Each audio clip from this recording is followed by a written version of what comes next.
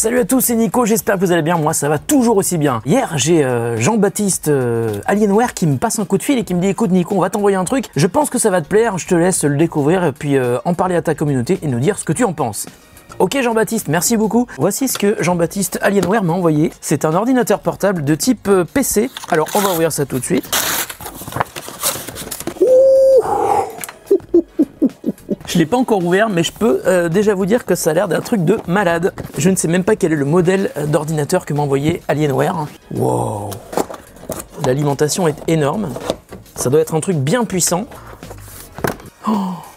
Oh là là là là, ça ressemble furieusement à un ordi que j'avais déjà vu quelque part. Je sais pas si vous aviez vu ma vidéo sur League of Legends et j'avais découvert l'univers de League of Legends que je ne connaissais pas bien. Alors c'était la finale du championnat du monde et en marge de l'événement qui se déroulait à l'Accor Arena, il y avait aussi le village des constructeurs qui était situé lui sur le parvis de la mairie de Paris et parmi eux il y avait Dell et Alienware, c'était des partenaires. On pouvait voir et tester donc la nouvelle gamme de PC de gaming Alienware pour 2019. Il y avait des desktops, des portables. Alienware c'est une marque qui appartient à Dell. Dell on ne présente plus, c'est le plus gros constructeur américain de PC depuis des années. Et Alienware, c'est donc la division gaming haut de gamme de Dell. Et ce PC-là, il me semble bien l'avoir vu là-bas. Mais regardez-moi ça. Mais qu'est-ce qu'il est beau. Il n'est pas très très gros. Attendez, bougez pas, on va l'ouvrir. Wow. Est-ce que vous voyez ça? C'est un truc de malade. Oh là, il est magnifique. Attendez, je vais quand même vous faire profiter d'un truc. Voilà. Un petit truc en plastique à enlever dessus, je vais l'enlever aussi.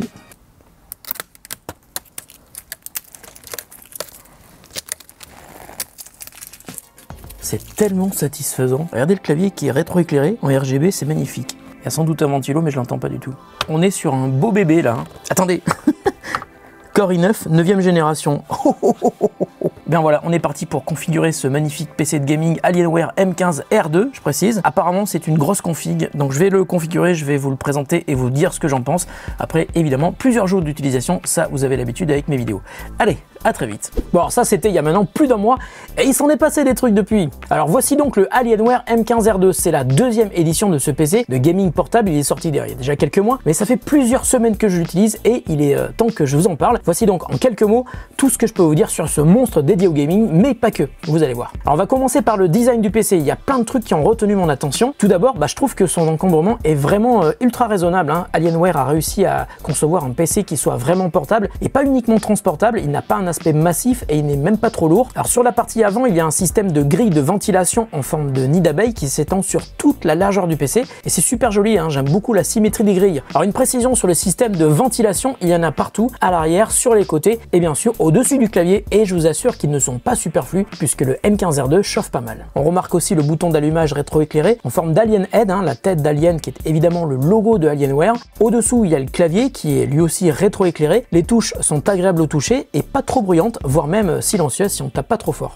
D'ailleurs, elles sont ultra confortables et ça on s'en aperçoit quand on l'utilise pendant longtemps. Alors un détail qui m'a beaucoup plu, juste sous le nom Alienware, en bas de l'écran, il y a un système de tracking oculaire et ça marche super bien. Si vous n'êtes plus devant votre PC ou alors si tout simplement vous êtes juste à côté pour faire autre chose, l'écran diminue fortement la luminosité et dès que vous vous mettez devant ou dès que vous le regardez à nouveau, l'écran se rallume. Je trouve que c'est une super bonne idée pour économiser de la batterie, mais aussi pour prolonger la durée de vie de l'écran et ça marche parfaitement bien. Alors le PC est plutôt fin, pour un PC de gaming, on a une machine super puissante, mais on n'a pas pour autant l'impression d'avoir un monstre sur son bureau, donc ça c'est plutôt cool, surtout quand il est fermé d'ailleurs. Il est même assez beau. La texture extérieure est agréable au toucher, on retrouve la même texture à l'intérieur, autour du clavier, autour du trackpad, c'est très agréable. Tiens d'ailleurs le trackpad, puisqu'on en parle, un détail assez fou et franchement j'adore ça. Attention, écoutez bien, le trackpad est parfaitement centré au milieu du PC et si j'insiste sur ce point, c'est que c'est pas souvent le cas et je trouve ça insupportable quand c'est pas le cas. Donc bravo Alienware et merci d'avoir respecté ce placement central qui va satisfaire tous les psychopathes de la symétrie comme moi.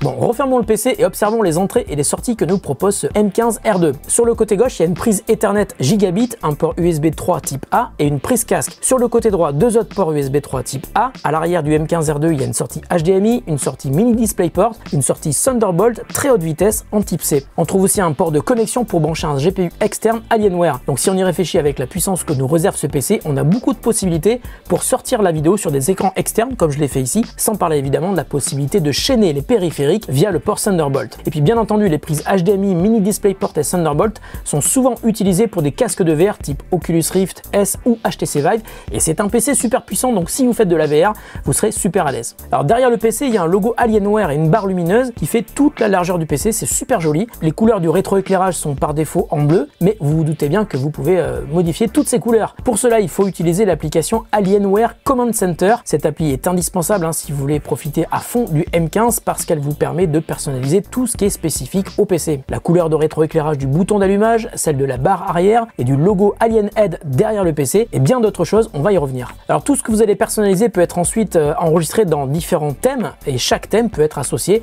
à un jeu ou on va le voir à une application spécifique. Alors tout d'abord, vous pouvez scanner la bibliothèque de vos jeux installés, mais ce qui est intéressant, c'est qu'en plus de la détection automatique qui vous est proposée par l'application la première fois que vous la lancez, vous pouvez aussi ajouter manuellement un jeu ou n'importe quelle application, que ce soit pour les jeux ou les applis. Vous pourrez d'ailleurs créer un profil sur mesure que vous pourrez enregistrer et qui sera lancé à chaque fois que vous lancerez le jeu ou l'appli en question. Alors dans tout ce qui peut être personnalisé et enregistré dans un thème custom, il y a le niveau des ventilos entre équilibré, silencieux, performant, froid ou pleine vitesse, la config audio, il y a aussi le niveau de performance du processeur entre utilisation normale et performance maximum et le système Audio Recon qui est un truc assez original qui va vous envoyer un genre de signal lumineux pour vous indiquer d'où vient le son que vous entendez dans un jeu. Ça marche par exemple sur CSGO, mais Michel l'a testé, il a trouvé ça complètement cheaté. Alors pour chaque appli ou pour chaque jeu, on peut évidemment personnaliser de manière vraiment hyper complète les touches du clavier. Il y a plusieurs patterns de couleurs possibles, on peut personnaliser l'affichage de la couleur pour l'intégralité du clavier ou pour chaque touche individuellement. Alors le rétroéclairage des touches et des lumières extérieures c'est joli, mais ça peut être parfois très utile. Par exemple, quand vous regardez un film, vous pouvez diffuser une lumière blanche à l'arrière du PC qui vous permettra de moins fatiguer vos yeux et de désactiver complètement le rétroéclairage du clavier et du bouton d'alimentation et là, ça vous donnera un confort visuel supplémentaire. Vous pouvez aussi définir un rétroéclairage faible si vous utilisez beaucoup votre clavier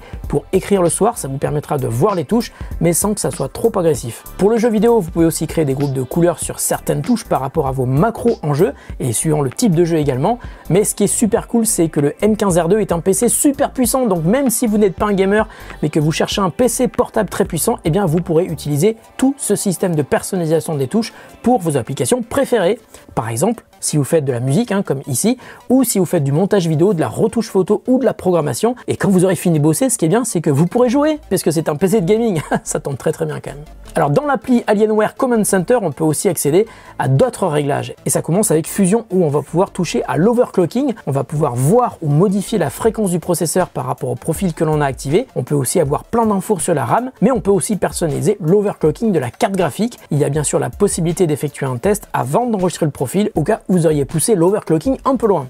On peut aussi personnaliser très finement les réglages des deux ventilateurs du PC et ça on peut le faire pour tous les profils proposés. Et c'est la même chose pour les profils d'alimentation, on peut aussi régler en détail tous les comportements du PC sur secteur ou sur batterie. Et pour le son c'est pareil, on peut modifier tous les profils pré-enregistrés et en créer de nouveaux en réglant les niveaux de basse, des aigus, la clarté vocale et même la reverb. Et enfin pour les jeux compatibles on peut aussi modifier les paramètres du système Audio Recon avec même un petit utilitaire qui vous permettra de tester le système. Mais je vous l'ai dit, le système Audio Recon c'est un peu considéré comme du cheat pour certaines personnes.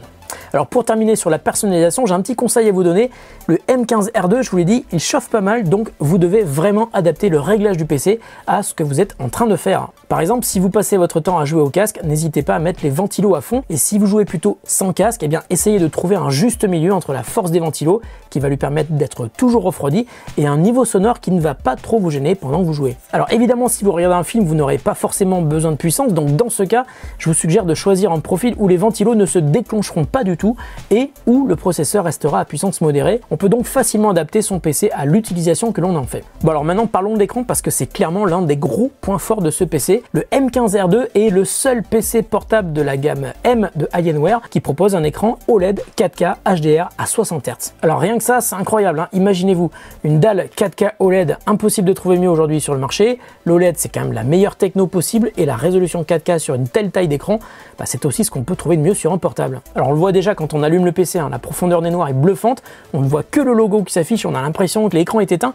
tellement les noirs sont noirs, mais non, il est bien allumé. Et puis la qualité OLED, ça vous en mettra aussi plein la vue dans tout ce que vous ferez dans les jeux, ça c'est évident, mais aussi quand vous regarderez des films, et là vous aurez un petit peu l'impression de regarder une télé OLED de petite taille. Pour regarder un film sous la couette, je pense qu'il est impossible de trouver une meilleure qualité d'image actuellement. Alors le seul défaut que j'ai trouvé à l'écran est le fait qu'il soit très réfléchissant. La moindre source lumineuse se verra à l'écran, donc un conseil, prenez soin d'être bien orienté pour ne pas avoir de gêne visuelle sur votre écran. Alors je vous l'ai dit, ce PC est livré avec un écran OLED 4K 60 Hz maximum, mais vous aurez peut-être envie de monter plus haut dans les FPS, et dans ce cas, deux solutions. Soit il faut passer en 1080p, et donc là vous pourrez monter plus haut, soit choisissez la version IPS qui elle permet de monter à 240 Hz.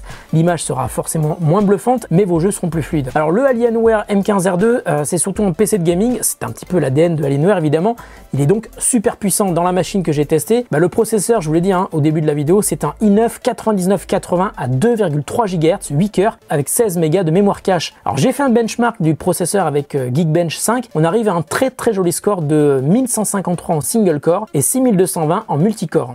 La carte graphique, c'est une Nvidia GeForce RTX 2070 Max-Q Design avec 8 Go de RAM. Alors il y a une version avec RTX 2080, mais elle n'était pas dispo au moment de mon test, donc je me suis dit c'est pas grave, je vais tester la version RTX 2070. Je suis pas chiant comme mec. Donc pas de surprise, la carte évidemment marche super bien, et d'ailleurs sur Geekbench 5, on arrive à un score de 85 000 en OpenCL. Alors avant de jouer, j'ai voulu faire un benchmark que je fais à chaque fois que je teste un nouveau PC, c'est celui qui est intégré dans Far Cry 5.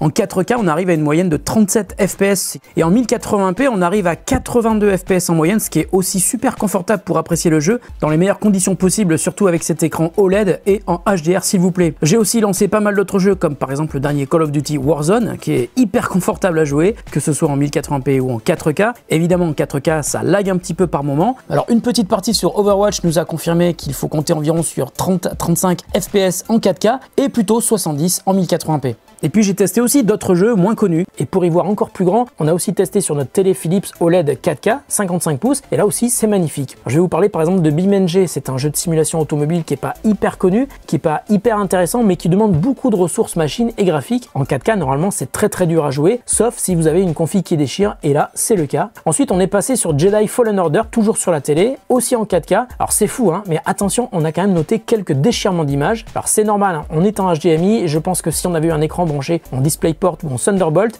ou tout simplement un écran vidéo compatible G-Sync, on n'aurait pas eu de problème, d'où l'avantage de toutes les nouvelles télé OLED avec G-Sync intégré qui sortiront dans les prochains mois. Je pense d'ailleurs que Sony et Samsung devraient être les premiers à nous proposer ça. En attendant, si vous voulez jouer en 4K, jouez plutôt sur l'écran intégré, vous n'aurez jamais le souci de tearing, donc de déchirement d'image, et en plus vous bénéficierez du HDR qui va donc vous permettre d'apprécier vos contenus compatibles avec une très large plage dynamique dans les couleurs et dans les contrastes. Tiens, un détail sur Jedi Fallen Order, quand il est configuré en 4K, on a une moyenne de 32 FPS, c'est beau, c'est fluide, mais on aurait pu s'attendre à mieux. Bien entendu, le framerate est aussi dépendant de l'évolution des versions des drivers GeForce, donc peut-être que quand vous regarderez cette vidéo, le framerate aura peut-être évolué pour ce jeu, et c'est d'ailleurs souvent la même chose dans pas mal de jeux, un test sur un jeu précis à un moment donné, c'est pas forcément un résultat qui doit être gravé dans le marbre. Alors autre jeu très gourmand qu'on a testé, c'est Scrap Mechanic, c'est un jeu de construction mécanique qui vous permet de concevoir des véhicules et de les faire rouler, comme par exemple la Formule 1 que vous voyez ici, qui a été créée par Michel. D'ailleurs, je vous mets le lien vers sa chaîne YouTube en description sous la vidéo et en haut de votre écran. Alors, autre jeu de simulation qu'on a voulu tester avec le M15R2, MXGP 2019, c'est un jeu de motocross qui vous rappellera sans doute Motoracer ou même MotoGP. Là non plus, je crois que je n'ai jamais vu le jeu tourner aussi bien. Et enfin, on a testé bien sûr sur CSGO, qui est un incontournable, mais qui demande moins de puissance que certains FPS. Alors, on a joué en très haute résolution avec tous les détails au maximum, et évidemment, c'est magnifique. Et comme je vous l'ai dit, pour tous les jeux, vous avez aussi la possibilité de passer en 1080p. Le framerate sera encore plus élevé, multiplié par 2, voire parfois par 3, et vous aurez une image sublime, notamment grâce à la dalle OLED, même si vous n'êtes pas en 4K.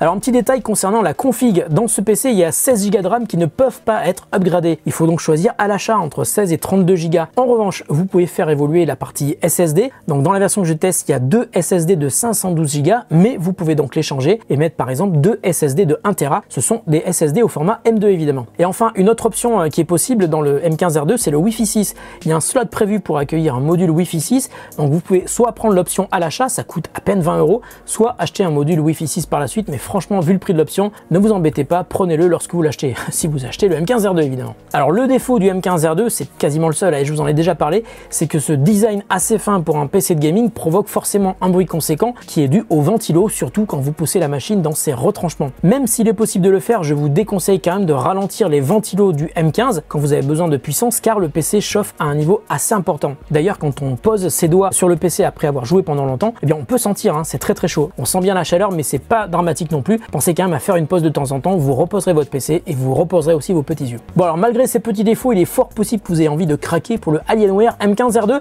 mais bon il y a un souci quand même, hein, c'est que cette config vaut environ 3500 €. Et c'est là que je vais vous aider. Admettons que vous ayez envie d'acheter un PC pour jouer, mais que ça vous embête un petit peu de demander 3500 balles à votre banquier. Dites-lui que c'est pour bosser. Et là je suis tout à fait sérieux, hein. Une machine super puissante, ça ne sert pas que à jouer, on peut aussi faire des tas de trucs, et c'est exactement ce que je fais avec depuis un mois. Alors tout d'abord, si vous êtes créatif, il faut absolument vous renseigner sur Nvidia RTX Studio. C'est une certification accordée à certains ordinateurs équipés de cartes Nvidia RTX, compatible avec le ray tracing, l'accélération GPU et fournie avec des pilotes qui améliorent considérablement certains logiciels de création 3D, de retouche photo, de montage vidéo et même de diffusion, avec un encodage en temps réel d'excellente qualité qui tire parti des performances de la carte graphique. C'est super utile pour YouTube et pour Twitch. Si vous faites de l'impression 3D ou de la création 3D, vous serez super à l'aise avec tous les logiciels de 3D comme Fusion 360 ou même Cura que j'utilise très souvent. Ça m'a beaucoup surpris, il est très fluide et c'était pas du tout le cas avec mon Mac. Alors si vous faites de la musique comme moi, vous savez peut-être que de nos jours, la plupart des sons que vous entendez dans mon morceau préféré proviennent d'instruments virtuels qui sont exécutés en temps réel par un ordinateur et que l'on peut contrôler depuis une surface de contrôle comme ça ou depuis un clavier comme celui-ci. Et la puissance de l'ordinateur sur lequel vous faites tourner votre logiciel de création musicale, eh bien elle est primordiale hein, dès que vous voulez exécuter plusieurs pistes MIDI avec plusieurs instruments virtuels, plusieurs pistes audio qui marchent tous en même temps. Donc pour la musique, là aussi, la puissance est indispensable.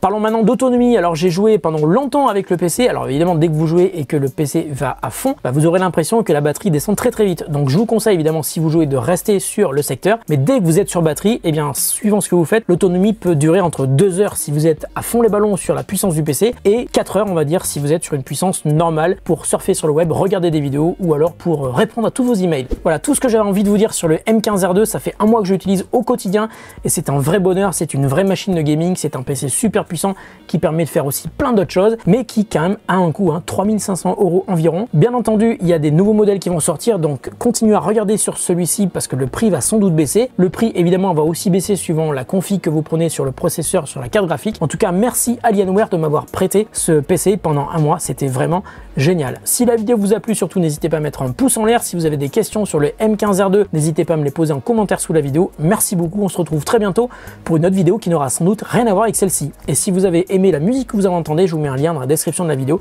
C'est moi qui l'ai faite, évidemment, comme cette vidéo. Salut à tous et à très bientôt sur The Grand Test.